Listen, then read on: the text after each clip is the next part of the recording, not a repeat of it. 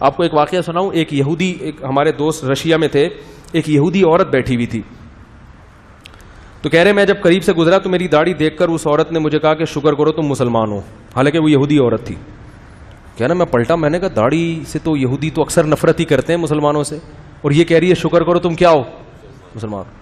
کہہ رہے میں نے تحقیق کی, میں نے کہا کیا مسئلہ ہے. اس نے کہا کہ میری شادی ہو گئی تھی ایک ایسے مرد سے جو مجھے پسند نہیں تھا, میں نے پوری زندگی اس کے ساتھ عذاب میں گزار دی, ہے بڈھی ہو گئی, مگر ہمارے مذہب میں علیحدگی کا آپشن, بولو بھائی, نہیں ہے ہی نہیں.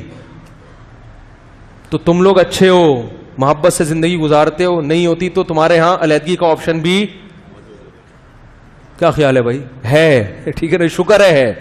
تو کہہ رہے تھے یار اس وقت مجھے پتا چلا اسلام کیسا اچھا مذہب ہے.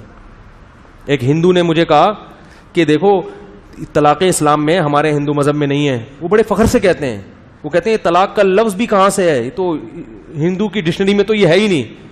تو یہ صرف کہنے کی حد تک دعوے اچھے ہیں, لیکن پریکٹیکل لائف میں یہ انسان کی زندگی کو, بولو نا بھائی, تباہ کر دیتے ہیں.